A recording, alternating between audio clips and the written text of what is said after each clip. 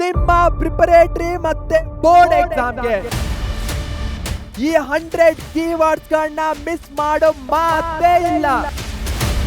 ಯಾವುದು ಆ ಕೀವರ್ಡ್ಸ್ ಗಳು ಅಂತ ನೋಡೋಣ ಬನ್ನಿ. ಸೋಷಿಯಲ್ ಸೈನ್ಸ್ ಅಲ್ಲಿ 80 ಔಟ್ ಆಫ್ 80 ಸ್ಕೋರ್ ಮಾಡ್ಬೇಕಂದ್ರೆ ಈ 100 ಕೀವರ್ಡ್ಸ್ ಗಳನ್ನ ಮಿಸ್ ಮಾಡಬಾರ್ದು. ಈ ಕೀವರ್ಡ್ಸ್ ಗಳಿಂದ ಇಂಪಾರ್ಟೆಂಟ್ ನಿಮ್ಮ ಮೈಂಡ್ ಸೆಟ್ ಆಗತ್ತೆ, ಅದೇ ಎಲ್ಲದಕ್ಕೂ ಕೀ.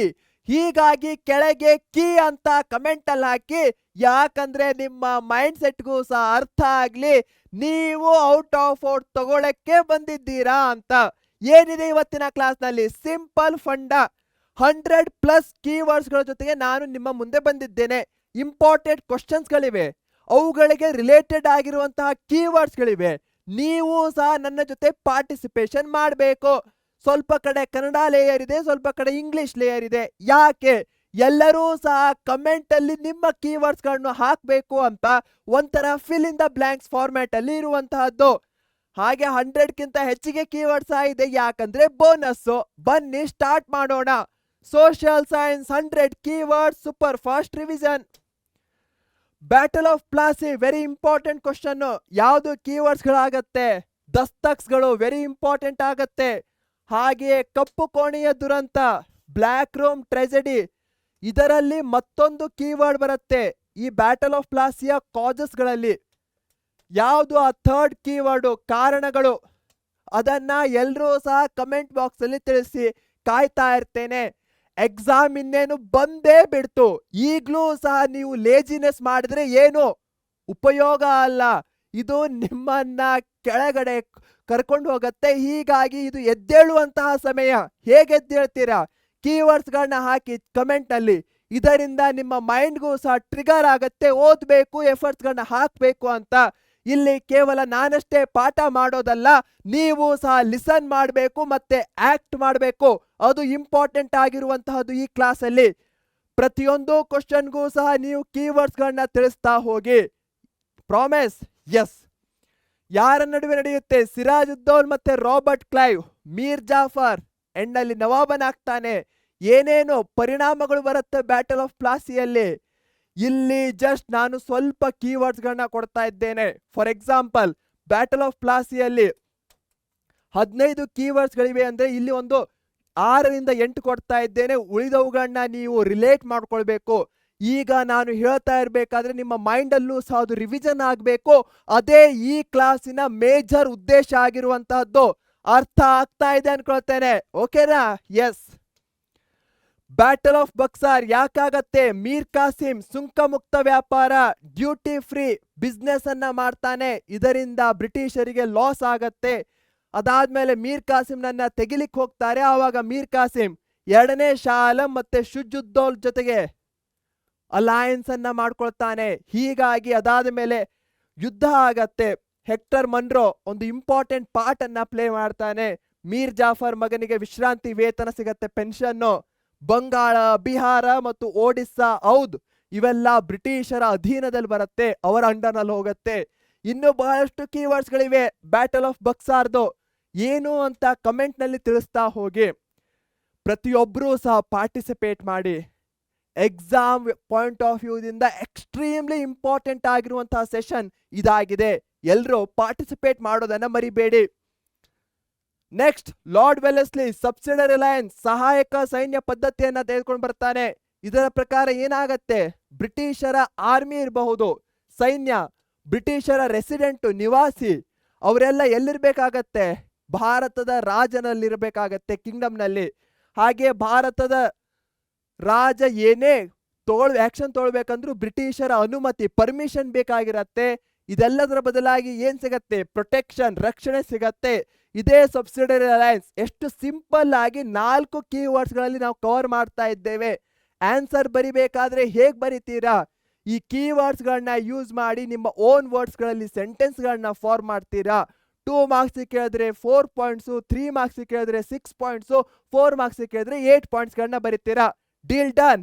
ವಿಡಿಯೋದಲ್ಲಿ ಇನ್ನು ಲೈಕ್ ಬಟನ್ ಅನ್ನ ಒತ್ತಿಲ್ಲ ಅಂದ್ರೆ ಹೀಗೆ ಒತ್ತಿ. ಯಾಕಂದ್ರೆ ಆದಷ್ಟು ಹೆಚ್ಚಿನ ಮಕ್ಕಳಿಗೆ ಈ ವಿಡಿಯೋ ತಲುಪಬೇಕು, ಅದೇ ನಮ್ಮ ಉದ್ದೇಶ.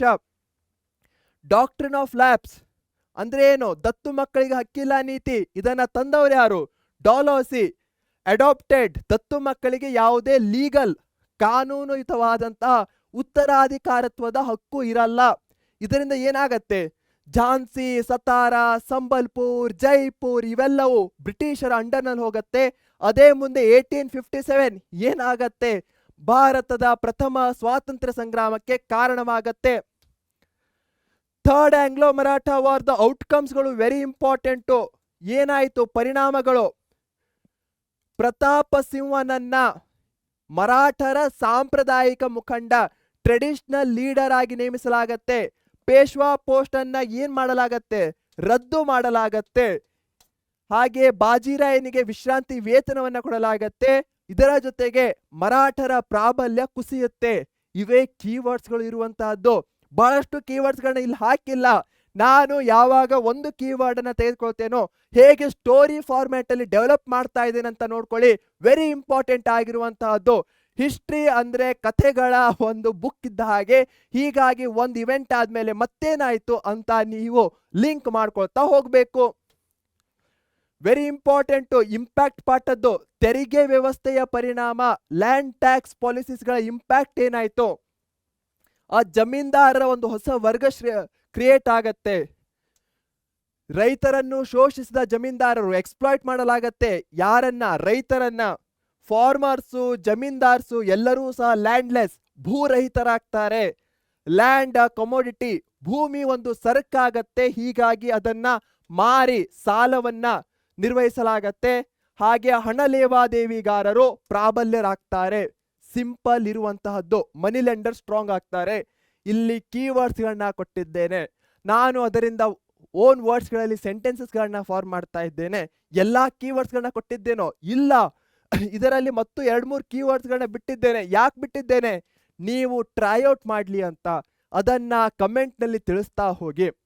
ಪ್ರತಿಯೊಬ್ಬರೂ ಸಹ ಕಮೆಂಟ್ ಮಾಡಿ. ನಾನು ಪ್ರತಿಯೊಂದು ಕಮೆಂಟ್ ಅನ್ನ ಓದ್ತೇನೆ. ಹಿಂದಿನ ವಿಡಿಯೋಸ್ಗಳಲ್ಲಿ 1,000, 1,500 ಎಷ್ಟೇ ಕಮೆಂಟ್ಸ್ಗಳು ಬಂದಿದ್ರು ಪ್ರತಿಯೊಂದನ್ನೂ ಸಹ ನಾನು ನೋಡ್ತೇನೆ. ಖುಷಿ ಆಗತ್ತೆ ನಿಮ್ಮ ಕಮೆಂಟ್ಸ್ಗಳನ್ನ ನೋಡಿ. ನೀವು ಎಫರ್ಟ್ಸ್ ಹಾಕ್ತಾ ಇದ್ದೀರಾ ಅನ್ನೋ ಭರವಸೆ ನನಗೆ ಬರುತ್ತೆ. End of the day, as a teacher, as a friend, as a guide, as a brother, ನಿಮ್ಮ ಒಳಿತನ್ನ ನಾನು ಬಯಸ್ತೇನೆ. ನೀವು ಜೀವನದಲ್ಲಿ ಏನಾದರೂ ಒಂದು ಅಚೀವ್ ಅನ್ನ ಮಾಡಬೇಕು. ಅದಕ್ಕೋಸ್ಕರ ನಿಮ್ಮ ಬೆಸ್ಟ್ ಅನ್ನ ಕೊಡಬೇಕು. ಅದೇ ನನ್ನ ಗುರಿ. ಹೀಗಾಗಿ ನಿಮ್ಮ ಬೆಸ್ಟ್ ಅನ್ನ ಕೊಡಬೇಕಂದ್ರೆ ಎಫರ್ಟ್ಸ್ಗಳನ್ನ ಹಾಕಬೇಕು. ಕಮೆಂಟ್ಸ್ಗಳಲ್ಲಿ ಆನ್ಸರ್ಸ್ಗಳನ್ನ ಹಾಕ್ತಾ ಹೋಗಿ. ನನಗೂ ಖುಷಿ ಆಗತ್ತೆ, ನಿಮಗೂ ಎಫರ್ಟ್ಸ್ ಹಾಕಿದಾಗ ಆಗತ್ತೆ. ಭಾರತದಲ್ಲಿ ಬ್ರಿಟಿಷ್ ಶಿಕ್ಷಣದ ಪರಿಣಾಮಗಳು, ಏನೇನ್ ಕೀವರ್ಡ್ಸ್ಗಳು ಬರುತ್ತೆ. Impact of British education, modernity, ಆಧುನಿಕತೆ ಇರಬಹುದು. ಸೆಕ್ಯುಲರಿಸಂ, ಜಾತ್ಯತೀತತೆ ಇರಬಹುದು. ಡೆಮೋಕ್ರೆಟಿಕ್ ಅಟಿಟ್ಯೂಡ್ಸ್, ಪ್ರಜಾಸತ್ತಾತ್ಮಕ ವ್ಯಾಲ್ಯೂಸ್ಗಳಿರಬಹುದು. Rationality, ವೈಚಾರಿಕತೆ, nationalistic, ರಾಷ್ಟ್ರೀಯತೆಯ ವ್ಯಾಲ್ಯೂಸ್ಗಳಿರಬಹುದು.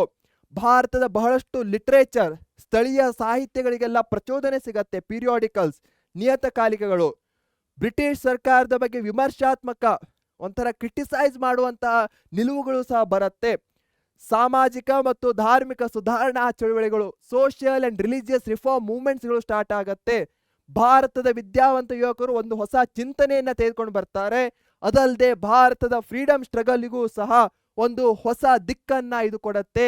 ರಿಚ್ ಟ್ರೆಡಿಷನ್, ತಮ್ಮ ಸಂಸ್ಕೃತಿಯ ಬಗ್ಗೆ ಭಾರತೀಯರಿಗೆ ಹೆಮ್ಮೆ ಮೂಡುತ್ತೆ.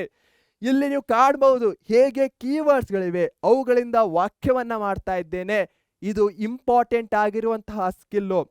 ಸೋಷಿಯಲ್ ಸೈನ್ಸ್ ನಲ್ಲಿರುವಂತಹದ್ದು ಎಲ್ಲವನ್ನೂ ಸಹ ಬಾಯ್ ಹಾಟ್ ಹಾಕ್ಲಿಕ್ಕೆ ಹೋಗಬೇಡಿ.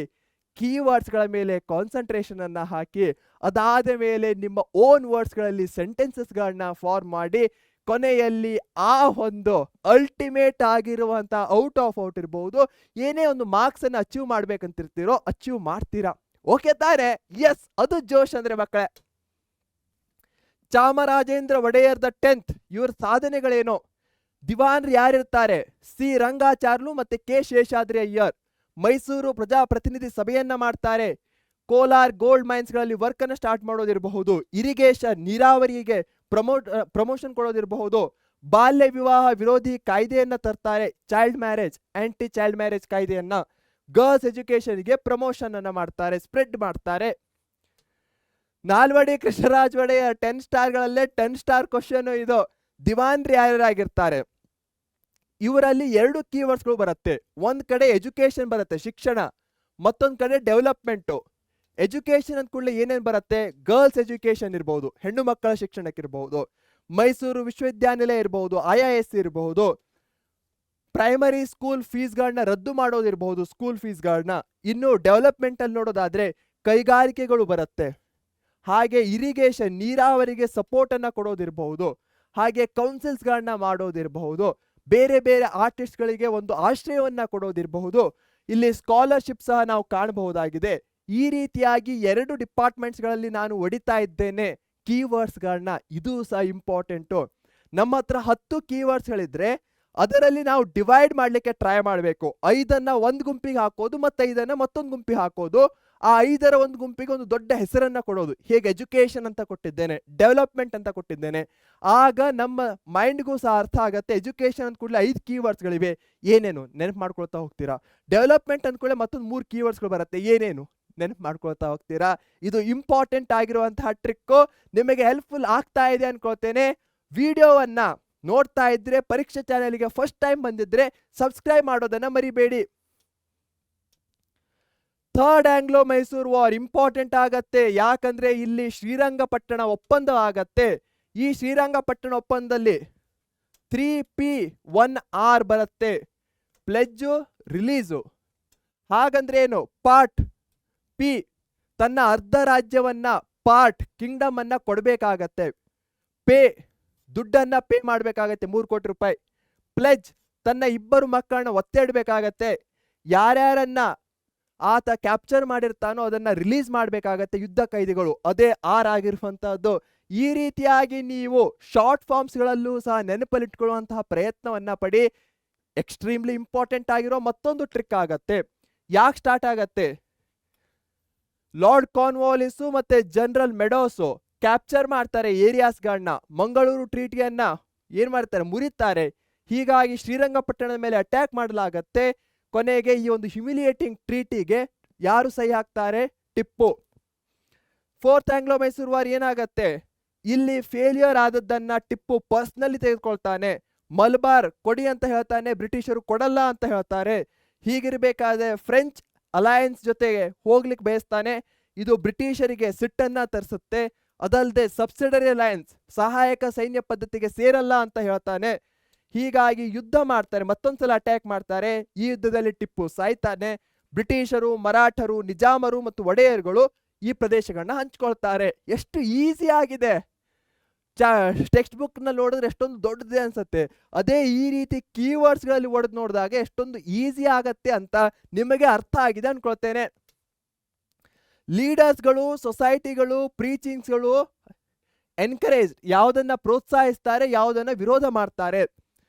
ಸಿಂಪಲ್, ರಾಜಾರಾಮ್ ಮೋಹನ್ ರೈಸ್ ಬ್ರಹ್ಮ ಸಮಾಜವನ್ನ ಕಟ್ತಾರೆ.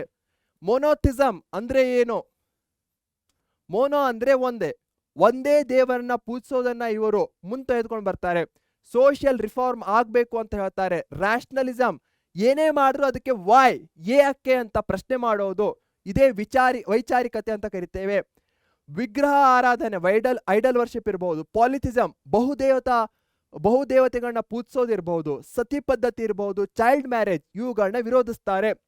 Henry Louis Vivian Derozio young Bengal movement ಅನ್ನ ಸ್ಥಾಪಿಸ್ತಾರೆ. ದಯಾನಂದ್ ಸರಸ್ವತಿ ಆರ್ಯ ಸಮಾಜ್, ಆತ್ಮಾರಾಮ್ ಪಾಂಡುರಂಗ್ ಪ್ರಾರ್ಥನಾ ಸಮಾಜ್, ಜ್ಯೋತಿಬಾ ಫುಲೆ ಸತ್ಯಶೋಧಕ ಸಮಾಜ್. ಇಲ್ಲೆಲ್ಲ ಅವರು ಯಾವುದನ್ನ ಪ್ರೋತ್ಸಾಹಿಸಿದ್ರು, ಯಾವುದನ್ನ ವಿರೋಧಿಸಿದ್ರು ಅಂತ ಕೊಟ್ಟಿದ್ದೇವೆ. ಸಿಂಪಲ್, ಬಹಳಷ್ಟು ಪಾಯಿಂಟ್ಸ್ಗಳು ಕಾಮನ್ ಆಗಿವೆ. ಎಲ್ಲರೂ ಸಹ ಜಾತಿ ಪದ್ಧತಿ ಇರಬಹುದು, ಮಹಿಳೆಯರಿಗೆ ಆಗ್ತಾ ಇರುವಂತಹ ಶೋಷಣೆ ಇರಬಹುದು, ಅರ್ಥಹೀನ ಪದ್ಧತಿಗಳಿರಬಹುದು, ಇವುಗಳನ್ನ ವಿರೋಧಿಸ್ತಾರೆ. ಯಾವುದನ್ನ ಪ್ರೋತ್ಸಾಹಿಸ್ತಾರೆ, ಹೆಣ್ಣು ಮಕ್ಕಳಿಗೆ ಎಜುಕೇಶನ್ ಕೊಡಬೇಕು, ಎಲ್ಲರಿಗೂ ಸಹ ಸಮಾನತೆ ಅನ್ನೋದಿರಬೇಕು, ಮಕ್ಕಳಿಗೂ ಸಹ ಎಜುಕೇಶನ್ ಆಗಬೇಕು. ಇವು ಇಂಪಾರ್ಟೆಂಟ್ ಆಗಿರುವಂತಹ ಪಾಯಿಂಟ್ಸ್ಗಳಿವೆ, ಅವುಗಳನ್ನೇ ನಾವಿಲ್ಲಿ ಕಾಣಬಹುದು. ಸಿಂಪಲ್ ಇರುವಂತಹದ್ದು. ಹೆಚ್ಚಿನ ಟೈಮ್ ಅನ್ನ ಯಾಕೆ ಸ್ಪೆಂಡ್ ಮಾಡ್ತಾ ಇಲ್ಲ ಅಂದ್ರೆ, ನೀವು ಒಂದ್ಸಲ ನೋಡ್ಕೊಂಡ್ಬಿಟ್ರೆ ಪಾಸ್ ಮಾಡಿ ಸ್ಕ್ರೀನ್ ಶಾಟ್ ತೆಗೆದುಕೊಳ್ತಿರೋ ಅಥವಾ ಪಾಸ್ ಮಾಡಿ ನೋಡಿದ್ರೆ ನಿಮಗೆ ಗೊತ್ತಾಗತ್ತೆ. ನಾನು ಒಂದ್ಸಲ ಇಂಕನ್ನ ತೆಗೆದು ಬಿಡ್ತೇನೆ, ಯಾಕಂದ್ರೆ ನಿಮಗೂ ಸಹ ಗೊತ್ತಾಗ್ಲಿ ಏನ್ ಬರ್ತಾ ಇದೆ ಸ್ಕ್ರೀನ್ ಮೇಲೆ ಅಂತ. ಹಾಗೆ ಪಾಸ್ ಮಾಡಿ ನೋಡ್ಕೊಂಡ್ಬಿಡಿ.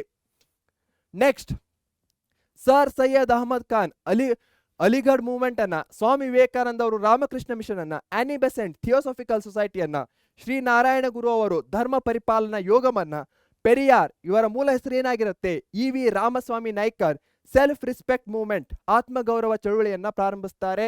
ಇಲ್ಲಿ ಅವರು ಯಾವುದನ್ನ ಪ್ರೋತ್ಸಾಹಿಸಿದ್ರು ಯಾವುದನ್ನ ವಿರೋಧಿಸಿದ್ರು ಅಂತ ಕಾಣಬಹುದಾಗಿದೆ. ಸಿಂಪಲ್ ಆಗಿರುವಂತಹದ್ದು, ಎಕ್ಸ್ಟ್ರಾ ಟೈಮ್ ಅನ್ನ ಸ್ಪೆಂಡ್ ಮಾಡಲ್ಲ.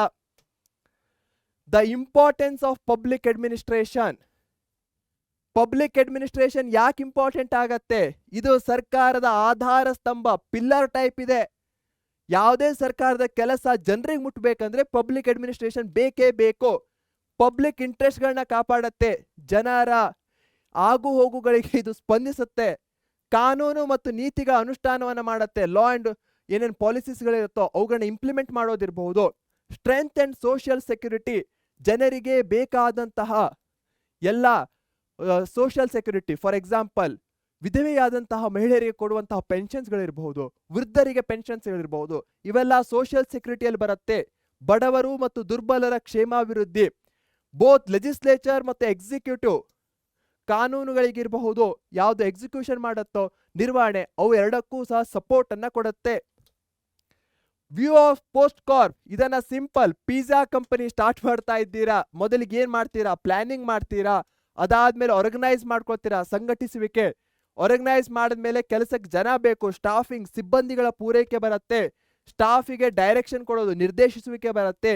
ಇವೆಲ್ಲದರ ಮಧ್ಯೆ ಕೋಆರ್ಡಿನೇಷನ್ ಇರಬೇಕು, ಕೋಆರ್ಡಿನೇಟಿಂಗು, ಕೊನೆಯಲ್ಲಿ ಕೆಲಸ ಆದ್ಮೇಲೆ ರಿಪೋರ್ಟ್ ಮಾಡಬೇಕು, ವರದಿ ನೀಡುವಿಕೆ ಬರುತ್ತೆ, ಬಜೆಟಿಂಗು, ಆಯವ್ಯಯ ಏನೇನ್ ಆಯ್ತು ಅಂತ ದುಡ್ಡಿನ ಲೆಕ್ಕಾಚಾರ.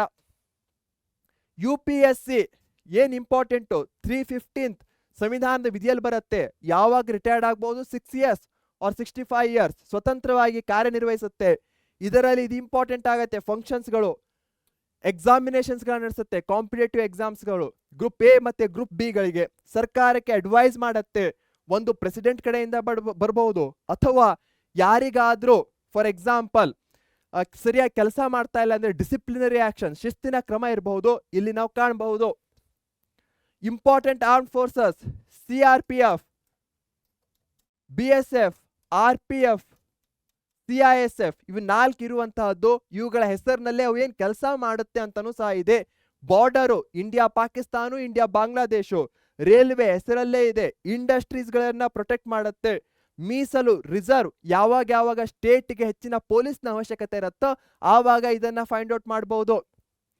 ಸ್ಟೇಟ್ ಪೊಲೀಸ್ ಸಿಸ್ಟಮ್ ಏನ್ ಮಾಡತ್ತೆ? ಕಾರ್ಯನಿರ್ವಹಣಾ ವರ್ಗ ಮತ್ತು ಸಲಹಾ ವರ್ಗ ಅಂತ 2 ಡಿಪಾರ್ಟ್ಮೆಂಟ್ಸ್ ಗಳಿರುತ್ತೆ. ಹೋಮ್ ಮಿನಿಸ್ಟರು ಮತ್ತೆ ಹೋಮ್ ಸೆಕ್ರೆಟರಿ ಇಂಪಾರ್ಟೆಂಟ್ ಪಾರ್ಟ್ ಅನ್ನ ಪ್ಲೇ ಮಾಡ್ತಾರೆ. ರಾಜ್ಯ ಪೊಲೀಸ್ ಆಡಳಿತ ವ್ಯವಸ್ಥೆಯಲ್ಲಿ ನೋಡಬಹುದು DG ಮತ್ತೆ IGPಗಳು ಮೇಲ್ ಬರ್ತಾರೆ. ಹಾಗೆ ನಾವು ಕೆಳಗೆ ಹೋಗ್ತಾ ಹೋದ್ರೆ ಪೊಲೀಸ್ ಕಾನ್ಸ್ಟೇಬಲ್ಸ್ ಗಳು ಬರ್ತಾರೆ. ನೆಕ್ಸ್ಟ್, ಕಮ್ಯುನಲಿಸಂ ಅಂದ್ರೆ ಏನು? ಧರ್ಮ, ರಿಲಿಜಿಯನ್ ಆಧಾರದ ಮೇಲೆ ಆಗುವಂತಹ ಒಂದು ಸಮಾಜದಲ್ಲಿ ಕಂದಕ ಅಂತ ಕರಿಬಹುದು. ಅದಕ್ಕೋಸ್ಕರ ಸಮಾನ ನಾಗರಿಕ ಸಂಹಿತೆ, ಯೂನಿಫಾರ್ಮ್ ಸಿವಿಲ್ ಕೋಡ್ ಇರಬಹುದು, ಎಲ್ಲರಿಗೂ ಈಕ್ವಲ್ ಟ್ರೀಟ್ಮೆಂಟ್ ಅನ್ನ ಕೊಡೋದಿರಬಹುದು. ರೀಜನಲಿಸಂ ಅಂದ್ರೆ ಏನು? ರೀಜನ್ ಅಂದ್ರೆ ಪ್ರದೇಶ, ಪ್ರಾದೇಶಿಕ ಅಸಮತೋಲನ ಅಂತ ಏನ್ ಕರಿತೇವೋ ಅದು. ಸೊ ಪ್ರಿಯಾಂಬಲ್, ಭಾರತದ ಸಂವಿಧಾನದಲ್ಲಿ ಹೇಳಲಾಗಿದೆ ನಾವೆಲ್ಲರೂ ಭಾರತೀಯರು ಅಂತ. ಸಬ್ ರೀಜನಲಿಸಂ ಕೇವಲ ರಾಜ್ಯಗಳ ಮಧ್ಯೆ ಅಷ್ಟೇ ಅಲ್ಲ. ಫಾರ್ ಎಕ್ಸಾಂಪಲ್ ಕರ್ನಾಟಕದಲ್ಲೂ ಸಹ ಬಹಳಷ್ಟು ಒಂದ್ ಕಡೆ ಡೆವಲಪ್ಮೆಂಟ್ ಆಗಿದೆ, ಮತ್ತೊಂದು ಕಡೆ ಡೆವಲಪ್ಮೆಂಟ್ ಆಗಿಲ್ಲ.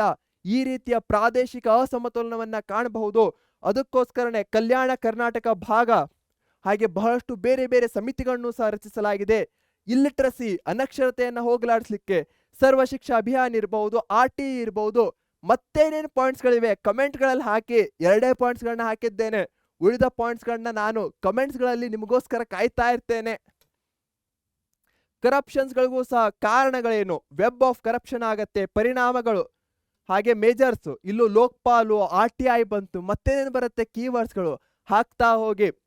ಜೆಂಡರ್ ಡಿಸ್ಕ್ರಿಮಿನೇಷನ್, ಇದು ಸೂಪರ್ ಫಾಸ್ಟ್ ರಿವಿಷನ್ ಆಗಿರುವಂತಹದ್ದು.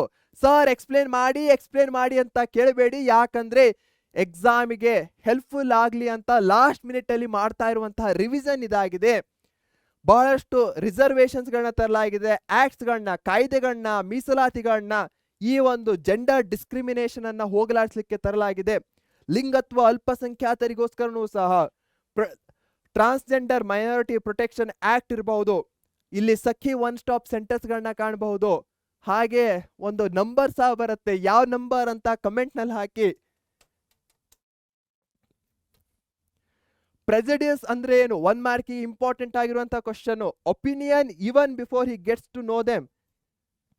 ಒಪಿನಿಯನ್ ಯಾರ ಬಗ್ಗೆ? ಯಾವುದೇ ಒಂದು ಕಮ್ಯುನಿಟಿ ಇರಬಹುದು, ಜನರ ಬಗ್ಗೆ ನಾವು ಅವ್ರ ಬಗ್ಗೆ ತಿಳ್ಕೊಂಡೇ ಇರಲ್ಲ, ಅದಕ್ಕಿಂತ ಮುಂಚೆನೆ ಮಾಡ್ಕೊಂಡಿರುವಂತಹದ್ದು.